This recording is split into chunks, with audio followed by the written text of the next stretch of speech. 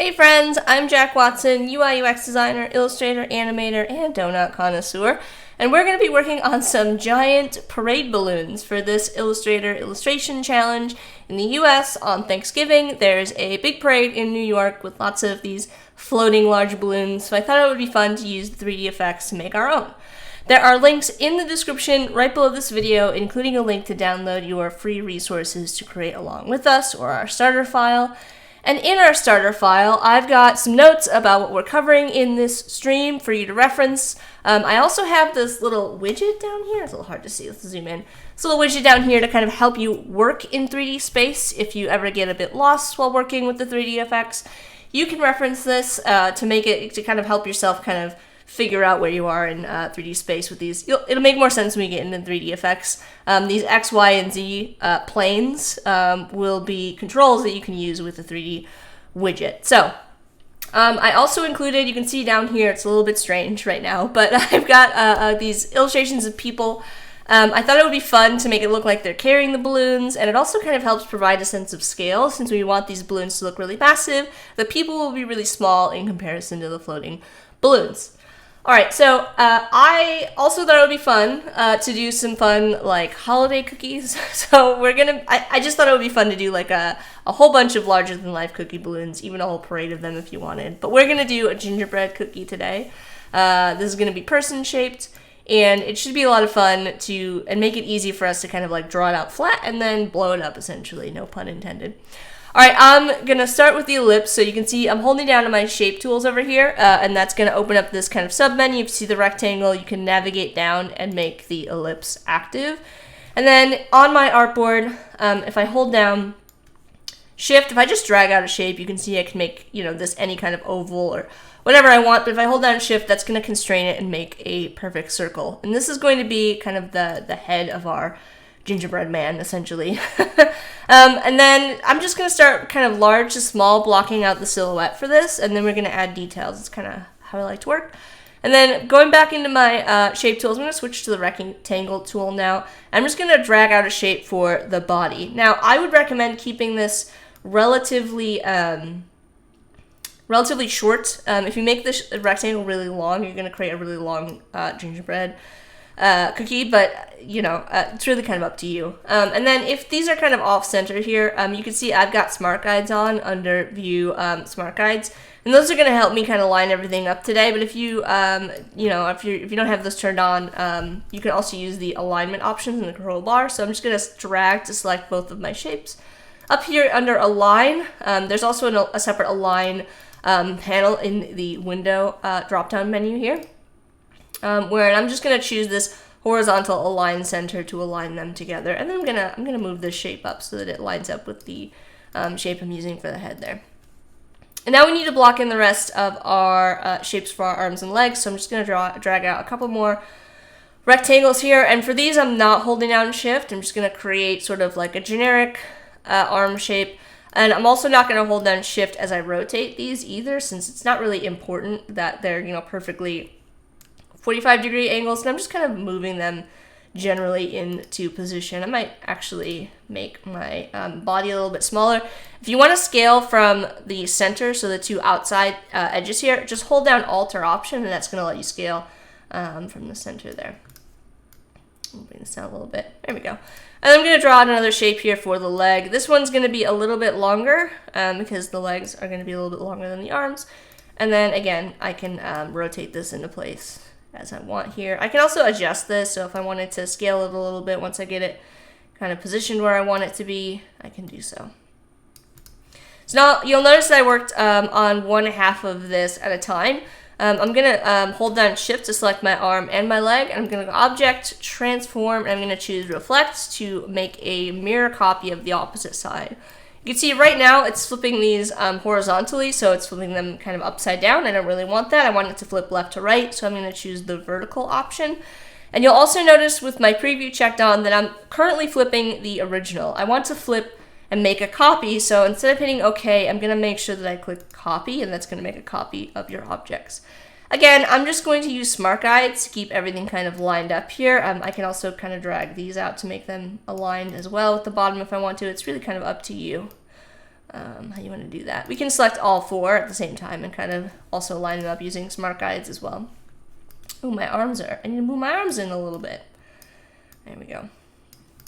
All right, so this is looking pretty good as a silhouette. You can kind of begin to see the vision here. I'm actually going to move these off of my artboard. Anything kind of out here in this working space is not going to be exported out with our artboards. We can kind of use this canvas area outside of our artboard to work building out our gingerbread man. So holding down Alt or Option, I'm going to drag out a copy of this, and then I'm going to merge all of these shapes together. I like to kind of keep a backup copy if I need to kind of go back in here after I merge the shapes and like, oh, I need to adjust the length of the arms or something like that. I can always kind of go back to that. So, but with my gingerbread man shapes, I'm going to drag to select all of them. I'm going to switch to the shape builder tool. I'm going to merge these shapes together to create like a single silhouette of my cookie. So with the shape builder, as I hover over, you'll notice that it's going to show these little indicators for my selections. And it's going to give me a little plus on my cursor. And I can just drag. And the goal here is really, I don't need to be careful with this. I just really want to make sure that I select all of the little pieces and parts that make up my gingerbread man. So when I release, it's going to create a single complete shape. You can see this is all one shape now. And I can move it around as one shape. So we've got our gingerbread silhouette. I want to make this look a little bit more organic, though. It looks a little bit geometric with the geometric shapes that we started with. And for this, I'm going to use probably one of my favorite tools, well, my favorite tool for this task. It's the lasso tool. The lasso tool is great for selecting specific points and rounding them out. Things that might be a little bit more difficult or tedious to select, just holding down Shift and clicking the individual points. I can drag and I can circle around the shapes the points that I want to select. And holding down Shift, I'm just going to select all of the independent sort of basically the hands and feet of my gingerbread man. And you can tell that they're selected because they're kind of these filled in anchor points. The ones that are deselected are going to be hollow and those are not going to be selected. So once I've got all 1, 2, 3, 4, 5, 6, 7, 8 points selected for my hands and legs, I'm going to switch to the direct selection tool. And if I've done everything correctly, when I switch, you'll notice that all of those points are going to have little targets on them now. So if I zoom in here, you can see these little target shapes. Those are for the live corners, which are going to let me, if I drag them inward, they're going to let me round all of those corners out and give my gingerbread man kind of more of a organic look. If I wanted to, I could also use the lasso tool to kind of select some of these points in here. And I could round these out as well to kind of give it a more organic look. It looks like I've got a couple extra points down in here. If that happens to you, you can just kind of zoom in and you can delete those points just using the pen tool here to kind of remove them. And now I can go back in here with the lasso tool and I can select these. And I can select these, holding down Shift as I do that. And I can round those out as well. Oop, make sure that you don't accidentally misclick and deselect there. All right, so now we've got the base of our cookie. It's looking really nice. We need to go ahead and start to add some details so this actually looks like a cookie. Give it some character. So dragging out another copy here, I'm going to go down to my fill and stroke in the lower, the bottom part of my toolbar. I'm going to bring the stroke to the front and I'm going to set this to be none. So my swatches, this little like white square with a line through it, that is going to remove my stroke. It's going to add none essentially to that stroke color. And then I'm going to double click into my fill color, so that's going to bring it to the front of my fill and stroke. And I'm going to make this kind of like a light brown color, kind of make it look like a cookie. I'm going to move this out of the way so you can see kind of what we're doing. If you want to change the hue or the color, you can drag up and down on the slider to get kind of like it into the more orange colors. And then you can just drag in here, moving up and down to change the value, left to right to change the saturation until you get a color you're kind of happy with. I think that looks pretty good to me. All right, let's start to add some icing to this. You can't have a cookie without icing, so we're gonna select our cookie. And just to get started, I'm gonna add like a border to this. Like when you ice cookies, you always add kind of like a border to the outside edge. It's really easy to do that. If we go to Object, we're gonna go down to Path. We're gonna go to Offset Path. Now you'll notice by default, if I have, when I open this tool, it's set to a positive value. It's set to 10 pixels. And when I increase this value, in the positive direction, it's going to add a shape that's equal distance outside of my cookie. I actually want to do the opposite. So if I go, I'm just using the arrow keys and I go down and I go into the negative values. Now with the negative values, I've created a shape that is inset inside of my cookie by that negative 18 pixels, for example, or negative 16. It's really just kind of like up to you how far in you want to set your border. And then we're going to hit OK. And now you'll notice I've made an inset copy here. And if I change my fill color to be white, it'll create like a fully white filled shape there. I'm going to switch the fill and stroke again. So now we've got like a white border on the inside of our cookie. I can go up to the stroke panel here and using the up and down arrows. I like to use the up and down arrows. There's also this is the stroke option in the control bar. There's also a stroke panel if you prefer to set the stroke weight there. But I just use the up and down arrows until I get the stroke weight kind of where I like it. I think around 8 point is good for what I'm working with. The stroke size, keep in mind, is going to be dependent on your particular artwork. So 8 point might look too big or too small depending on the size of your gingerbread cookie. All right, now we need to add, again, large to small, we need to add the details to the face. This poor guy needs a facial expression. So I'm going to switch back to the ellipse tool. And for the facial features, for the eyes, I'm just going to draw out a circle holding down shift to make my left eye, and then I'm going to switch the fill and stroke there. And I can scale this down and kind of move it around to get it kind of placed on my cookie where I want it. And then again, holding down Option or Alt, I can drag out a copy of the eye there, holding down Shift to kind of move them into place using Smart Guides to align them. We can also add a little bit of blush. We can make this a little cutie. Holding down Shift to create another circle. And this time I'm going to click into my color picker here for my fill color. And I'm going to adjust the hue, and I'm going to make just like a light pink. A bit more red. There we go. Something like that for the cheek color. It doesn't need to be too dark. Just kind of have enough contrast against my cookie. And I can do the same thing. I can I'll scale these down, holding down Shift here. And I'm holding down Shift and Alt again to scale them down to the center there. And then holding down Option or Alt, I'm going to drag out another copy over here. Holding down Shift, I can make sure that I get them kind of centered there. So now we've got the eyes, we've got this cute little blush. We need to add a mouth. So switching again, you guessed it, to another circle. Holding down Shift, I'm going to drag that out. Move it to the center here.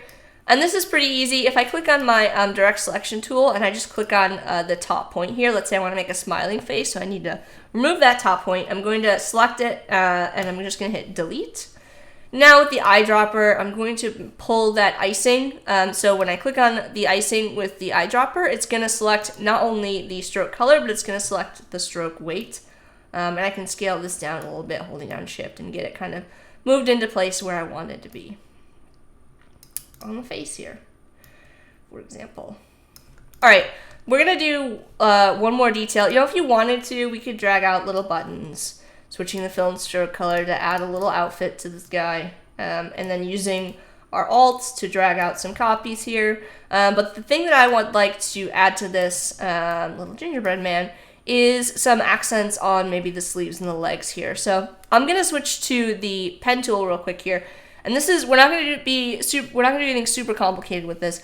I'm just going to click where the icing on my arm starts, and I'm gonna go down at an angle. You can see I'm getting a little preview line of where my pen path is going to end up.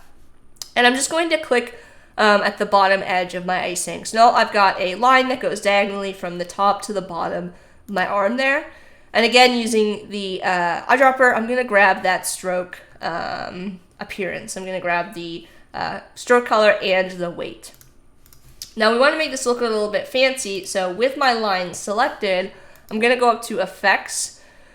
We are going to go down to Distort and Transform under Effects, and we're going to go to Zigzag. Now this is by default going to make an angular or a corner zigzag. It's going to make corner points. We can set this to be smooth to get more of like a round kind of like fancy wavy line, I think, and then we're going to go up to size here. I'm just going to decrease the size. Again, up and down arrows. Up arrow is going to increase. Down arrows are going to decrease. And that's going to decrease the intensity of our line. It's going to make that that wavy shape a little bit less intense. You can also adjust the ridges per segment. That's going to be the number of waves, up or down, depending on kind of how you want this to look. I think that looks fine. And then I can do the same thing down here if I wanted to, clicking from the one side of the leg to the other side of the leg, and then we can just apply. If you go to your effects panel, it's actually going to store the last used effect up at the top there, so we don't even have to go through the and reset up all the settings. If I just hit apply zigzag, it's going to apply it with the same settings that I had previously used. And then using our mirror again, or using our reflect again, I'm going to hold down shift to select the two accents on my arm, so the top one and the bottom one, or the accent on my arm and my leg. And I'm going to go to object, transform, reflect. Again, flipping it vertically, so it's going to flip from left to right, and I'm going to make a copy, not just hit OK, and we can just slide it back over to the other side there. All right, I think that's going to be enough details for our gingerbread man. Over on the Adobe Live YouTube and on Behance, we've got a live chat where you can ask questions, hang out with everybody. You can leave comments on the replay on YouTube as well. So feel free to say hi and ask any questions you have about this process so far. We're going to start working on our balloon now. So I've got the 3D and effects panel open. I've just got it off screen over here. So this is primarily what we're going to be working with at this point. You can find it under effects, 3D and materials. If you just open up one of these options, it's going to open up the panel for you. But I want to demonstrate something first. So we've got our gingerbread man. I'm going to make 2 copies, and you'll see why in a sec. So I'm going to drag to select my entire gingerbread man. I'm going to hold down Alt or Option to drag out a copy. Now, for the first one, I'm going to drag to select everything, and I'm going to make a group with everything by holding Command or Control G. So this is an entire group. All of the details and the gingerbread cookie are one singular group. And over here, I'm going to drag to select everything, same as I did before, but this time I'm going to hold down Shift, and I'm going to click on my cookie, and that's going to deselect it. And then I'm going to hit Command or Control G. So you'll notice now my group is just the icing details over top. The cookie is separate.